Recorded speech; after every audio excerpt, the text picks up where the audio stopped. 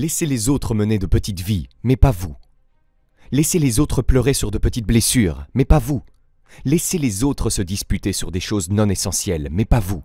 Occupez-vous des choses qui comptent. Assurez-vous que ce que vous faites est le produit de votre propre conclusion. Acceptez les conseils, mais pas les ordres. Laissez tout le monde autour de vous vous aider, mais ensuite passez le tout dans votre propre ordinateur mental et assurez-vous que ce que vous faites est le produit de ce que vous avez conclu sur la base de toutes les données. Nous devrions tous être des étudiants de l'inévitabilité. Sans me leurrer, si je continue mes pratiques quotidiennes actuelles, où cela me mènera-t-il dans 10 ans sans être désabusé? Je ne veux pas me contenter de croiser les doigts et de suivre la mauvaise route.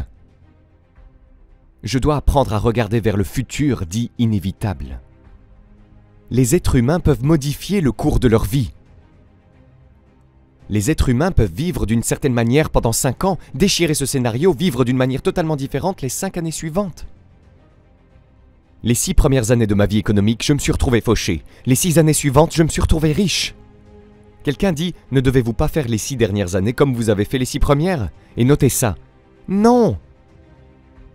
Non, vous n'êtes pas obligé de vivre les 6 secondes années comme les 6 premières. Vous pouvez utiliser toutes les informations et tous les conseils, réparer toutes vos erreurs et adopter une philosophie nouvelle et raffinée, de sorte que les 6 prochaines années puissent être totalement différentes des 6 dernières. Maintenant, voici la prochaine remarque à faire. Dans 5 ans, vous arriverez.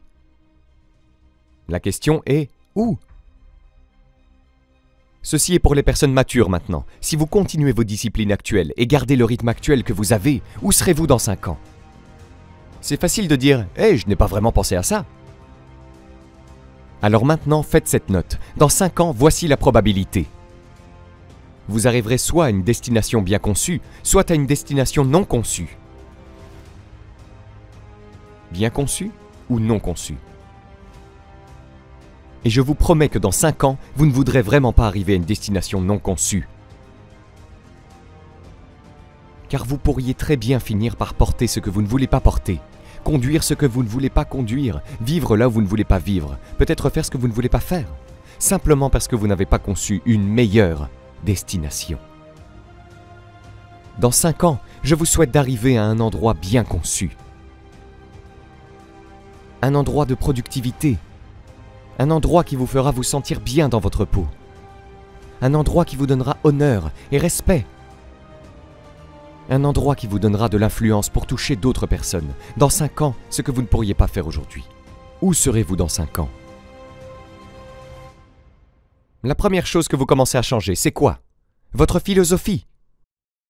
Vous commencez à changer votre état d'esprit, vous commencez à changer votre façon de penser, vous commencez à recueillir de nouvelles idées et informations, à rassembler de nouvelles connaissances, à prendre de meilleures décisions sur ce qui a de la valeur. Et je vous dis que si vous faites cela, votre vie entière changera, votre santé changera, votre relation avec votre famille changera, votre capacité à faire face aux défis et aux problèmes changera. Je vous le dis, les revenus, les promotions, tout cela va changer. Si vous changez, tout changera. Si vous ne changez pas, ça ne changera pas.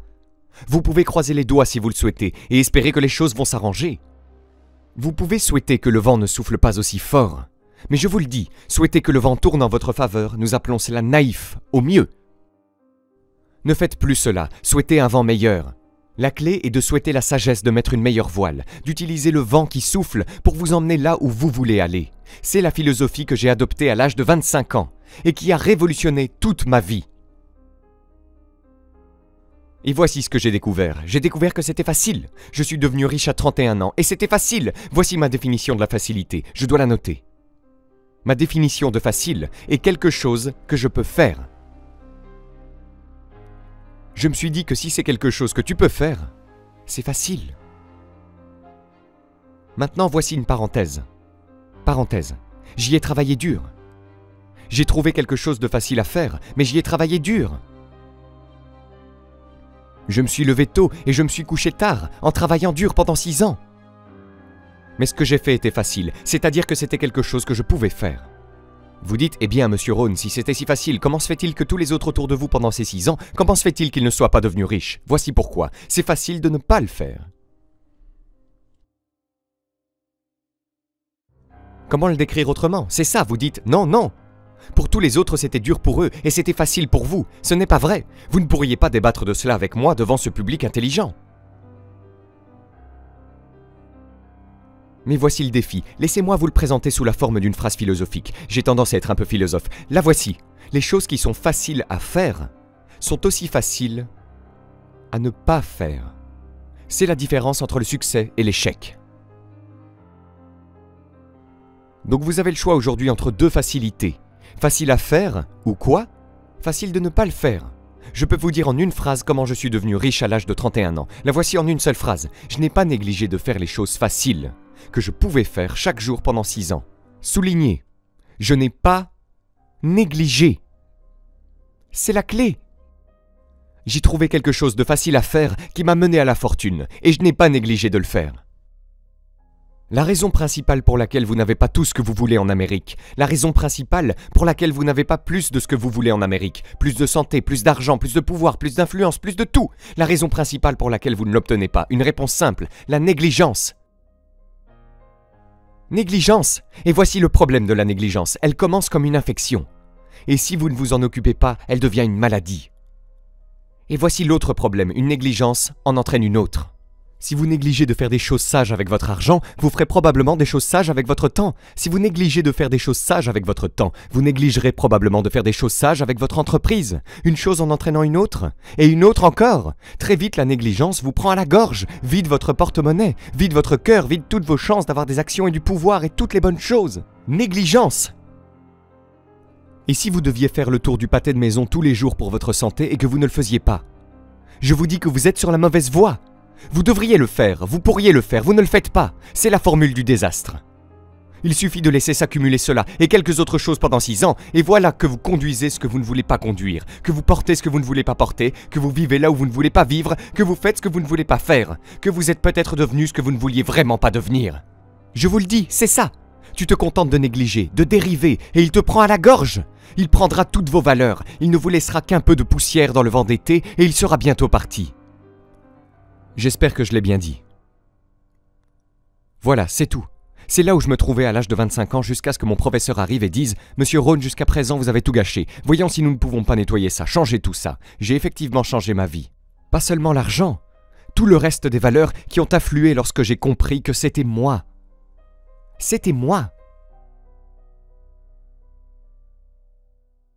Nous avons l'intention de le faire quand l'idée nous frappe, nous avons l'intention de le faire quand l'émotion est forte, mais maintenant si vous ne traduisez pas cela en action assez rapidement, l'intention commence à diminuer, et dans un mois c'est froid, dans un an c'est introuvable.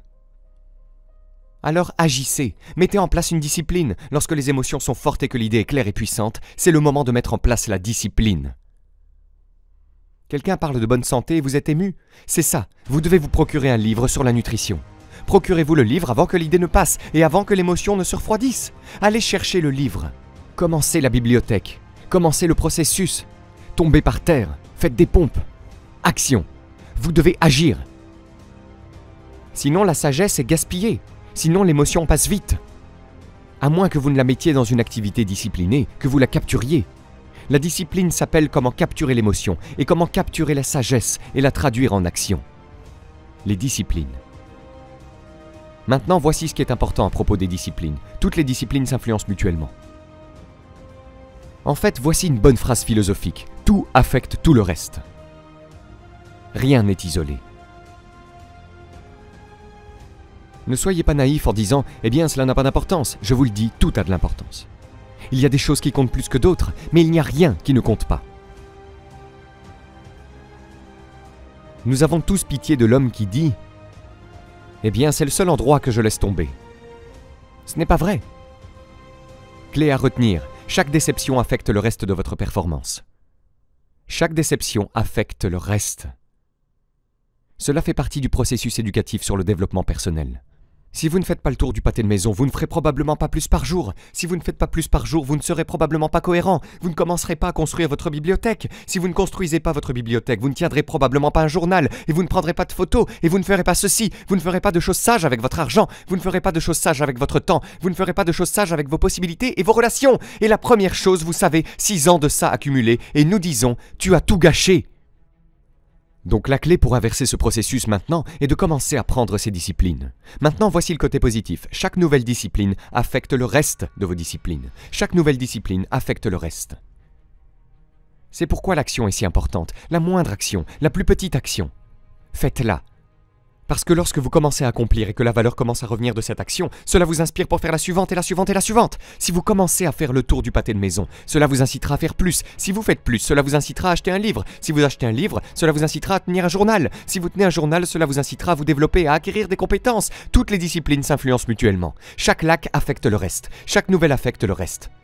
La clé est de diminuer le manque et de mettre en place le nouveau. Et vous avez commencé un tout nouveau processus de vie. C'est cela la clé. Aussi, voici une autre pensée sur la discipline. Voici la plus grande valeur de la discipline. La valeur de soi. L'estime de soi. De nos jours, les gens enseignent l'estime de soi, mais ils ne la relient pas à la discipline. Le moindre manque de discipline, et cela commence à éroder notre psyché. L'une des plus grandes tentations est de se relâcher un peu, n'est-ce pas ? Le moindre manquement à faire de son mieux commence à éroder le psychisme. Au lieu de faire de son mieux, faire un peu moins que son mieux, c'est sûr. Vous dites, eh bien ça va juste affecter mes ventes. Non, ça va affecter votre conscience. Ça va affecter votre philosophie. Maintenant vous avez commencé, de la plus petite manière, à affecter votre propre philosophie. Voici le problème avec la moindre négligence. La négligence commence comme une infection. Et si vous ne vous en occupez pas, elle devient une maladie. Et une négligence en entraîne une autre. Et le pire de tout, c'est que lorsque la négligence commence, elle diminue notre estime de soi, notre confiance en nous, notre valeur personnelle. Vous dites, comment puis-je retrouver mon amour-propre ? Je vous le dis, vous n'avez pas besoin d'aller à 29 cours. Tout ce que vous avez à faire est de commencer la plus petite discipline qui correspond maintenant à votre propre philosophie, comme je dois, et je peux, et je vais. Je ne laisserai plus la négligence s'empiler sur moi, de sorte que dans 6 ans, j'aurai le scénario désolant de donner une excuse quelconque au lieu de célébrer mes progrès. C'est la clé de la discipline.